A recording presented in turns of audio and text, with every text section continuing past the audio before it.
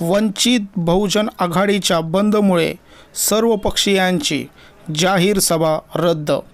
केंद्र सरकारचा सुधारित नागरिकत्व कायदा, राष्ट्रीय नागरिक नोंदणी यांच्या विरोधात वंचित बहुजन आघाडीने 24 जानेवारीला महाराष्ट्र बंद पुकारला असल्याने त्याच दिवशी भाजपा वगळून इतर सर्व पक्षीय व विद्यार्थ्यांची मुंबईत होणारी जाहीर सभा रद्द करण्यात आलेली आहे। ही सभा योग्य वेळी नंतर घेण्यात येईल अशी माहिती मुंबई काँग्रेस अध्यक्ष एकनाथ गायकवाड यांनी दिलेली आहे।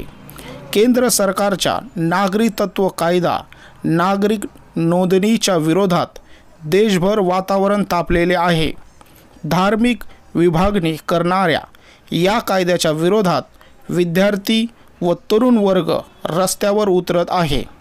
काही दिवसापूर्वीच मुंबईत ऑगस्ट क्रांती मैदानात विद्यार्थी युवकांचा प्रचंड मोठा मोर्चा काढण्यात आलेला होता। त्यात काँग्रेस व इतर पक्षही सहभागी झाले होते। त्यानंतर मुंबईत अशाच प्रकारे एक मोठी जाहीर सभा घेण्याचे काँग्रेस व इतर पक्षांनी ठरवलेले होते। मुंबई काँग्रेसच्या पुढाकाराने गेले 2 दिवस सभेच्या संदर्भात बैठका झाल्या।